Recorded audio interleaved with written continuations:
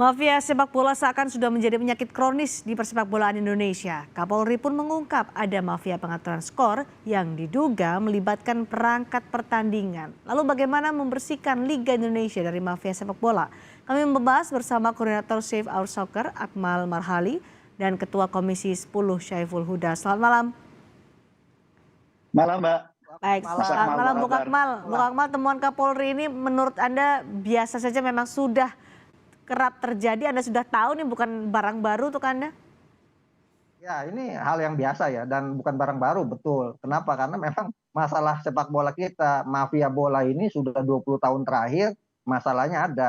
Sehingga kemudian kalau ada indikasi yang diberikan oleh Kapolri, saya pikir ini tanda-tanda baik ya, tanda-tanda baik untuk dilakukan eksekusi atau ditangani secara serius. Karena selama ini banyak kasus-kasus mafia bola, pengaturan skor, match acting, match fixing, match setting, semua hanya hangat-hangat kayak ayam, seminggu hangat, habis itu hilang begitu saja gitu, kayak jamur di musim hujan.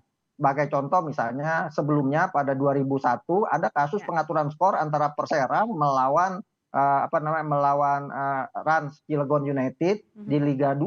Tapi kemudian 5 orang dihukum dalam lingkup Football Family, tidak boleh aktif di sepak bola, tapi tidak dibawa ke ranah hukum dalam hal ini di kepolisian, diendapkan begitu saja. Kenapa? Karena ternyata ada pengurus-pengurus PSSI yang terlibat di dalamnya. Nah, banyak juga beberapa kasus sebelumnya, misalnya kalau bicara Satgas Mafia Bola, kita sudah bentuk Satgas Mafia Bola sejak zaman Pak Tito Karnavian sebagai Kapolri. Ketika itu banyak pejabat-pejabat atau pengelola sepak bola yang kemudian ditahan seperti Priyanto, Komite Wasit bersama anaknya Ayu, kemudian juga ada wasit Pak Safarid, kemudian ada Exo PSSI Hidayat dan juga Juarling Eng, bahkan wakil komite disiplin PSSI Dwi Irianto yang ditahan, bahkan ketua umum dalam hal itu PJS Pak Joko Riono juga ditangkap oleh Satgas Mafia Bola.